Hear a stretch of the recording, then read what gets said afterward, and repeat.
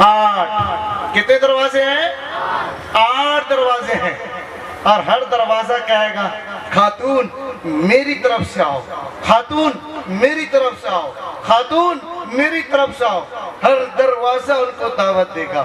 اللہ کے رسول صلی اللہ علیہ وسلم فرماتے ہیں اختیار ہوگا، وہ جس دروازے سے چاہے گی جنت میں داخل ہو جائے گی، جس دروازے سے چاہے گی۔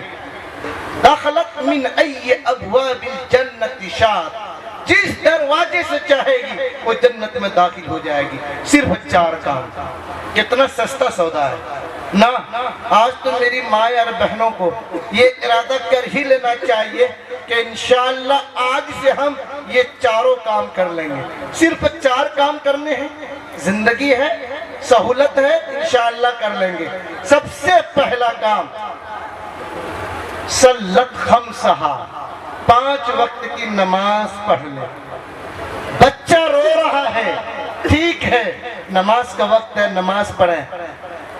بچے ہیں، گھر کے افراد ہیں، تمام لوگوں کی ضروریات کو مکمل کر کے جب اذان کی آواز آپ کے کان میں پہنچے، ہر چیز کو چھوڑیے، اللہ اکبر۔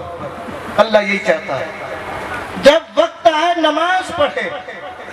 وَسَامَتْ شَهْرَهَا، دوسرا کام یہ کہ جب رمضان المبارک کا مہینہ آئے تو روزہ رکھ لے۔ رمضان المبارک کا مہینہ آئے تو روزہ رکھ لے۔ الحمدللہ ہماری مائیں اور بہنیں روزہ رکھنے میں اتنی مہارت رکھتی ہیں، اتنی مہارت رکھتی ہیں، اور اتنی لائق اور فائق ہیں، اور اتنی بہادر ہیں کہ ہمارے مرد حضرات سوچ بھی نہیں سکتے۔ وہ رمضان المبارک کیا، رمضان المبارک کے بعد 6 روزے رکھتی ہیں، پھر ان کے بعد عرفہ کا روزہ رکھتی ہیں۔ کتنی بوڑھی امی تو ایسی ہیں جو ایام 20، 13، 14، 15 کا روزہ رکھتی ہیں، پھر رجب کا روزہ، ربیع الاول کا روزہ، شعبان کا روزہ، نہ معلوم کتنے روزے ہیں، سب روزے وہ رکھ لیتی ہیں۔ الحمدللہ روزے رکھنے میں ہماری مائیں اور بہنوں کو مہارت ہے۔ اور تیسرا کام اپنے شوہر کی فرما برداری کر لے۔ کیا کرے؟ شوہر کی فرما برداری کر لے۔ میری ماں اور بہنوں، جس نے شوہر کو راضی کر لیا وہ رب کو راضی کر لیا، اور جس سے رب راضی ہو گیا وہ جنت میں جائے گی۔ کہاں جائے گی؟ جنت میں۔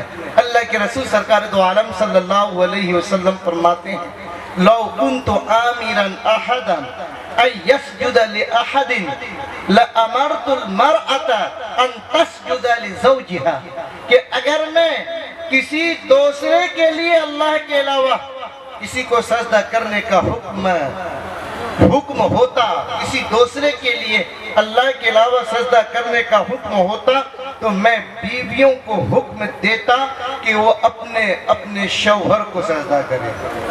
لیکن اللہ کے علاوہ کسی کو سجدہ کرنے کی اجازت نہیں، اس لیے بیویوں کو بھی اجازت نہیں ہے کہ وہ اپنے شوہر کو سجدہ کرے۔ اگر ہوتا تو یہ بھی ہوتا، یہ نہیں تو یہ بھی نہیں۔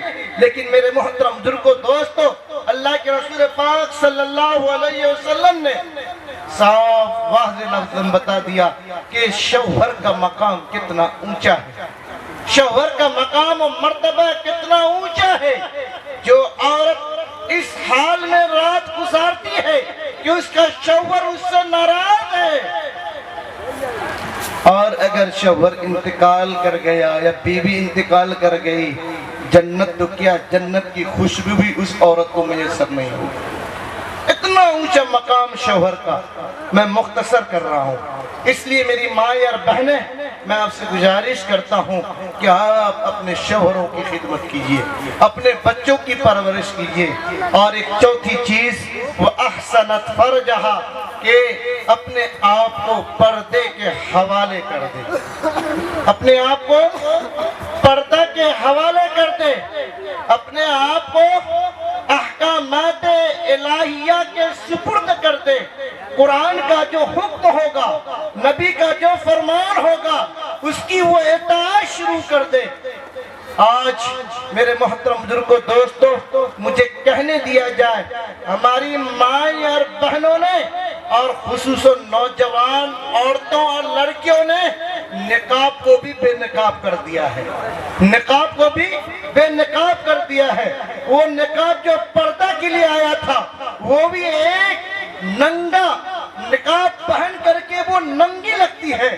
میرے محترم بزرگوں دوستوں جب زیب و زینت اختیار کرنے کا وقت آتا ہے شوہر کے سامنے اور بہترین خوبصورت اور سنور کر شوہر کے پاس آنے کا حکم ہے تو ہماری مائیں اور بہنیں کہنے دیجئے، معاف کیجئے گا جملہ بڑا سخت ہے، وہ چھچندر کی طرح آتی ہے۔ شوہر کے سامنے تو چھچندر کی طرح، اگر کسی شادی بیاہ میں چلی جائے، بازار چلی جائے، گاؤں چلی جائے، کسی کے گھر چلی جائے تو پھر ایسے بن سور کر جائے گی لگتا ہے کہ جنت سے حور آئی ہے، جنت سے حور آئی ہے۔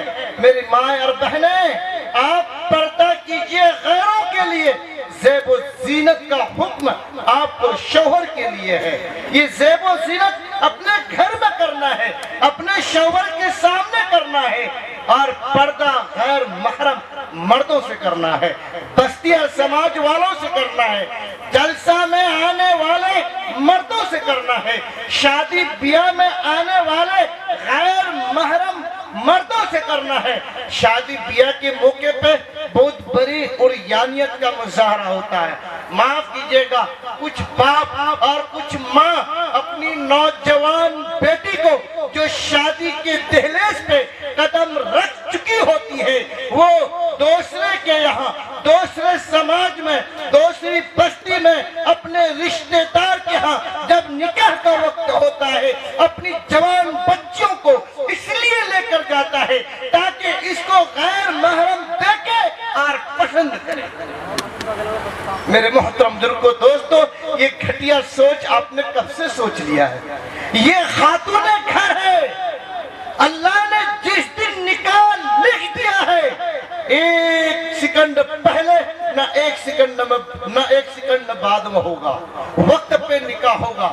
لیکن میرے محترم بزرگوں دوستو یہ جو عریانیت کا بازار ہماری مائیں اور بہنوں نے گرم کر رکھا ہے، آپ کو پتا یہ عریانیت نے کیا سبق دیا، کیا نسلوں کو کیا سبق دیا؟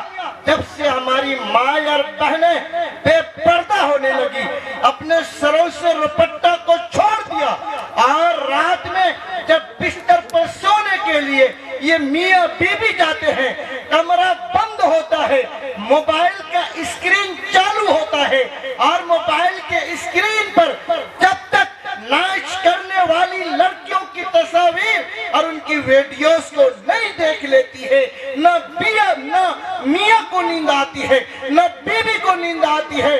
خدا کی قسم اب تاریخ کا مطالعہ کریں، اب پچھلے زمانے کے لوگوں کا مطالعہ کریں، وہ لوگ بتائیں گے وہ مائیں جن کے کوکھ سے بچے جنم لیا کرتے تھے، خدا کی قسم ان ماں کو جب سونا ہوتا مصلی پہ جاتی، 2 رکعت نماز پڑھتی، پھر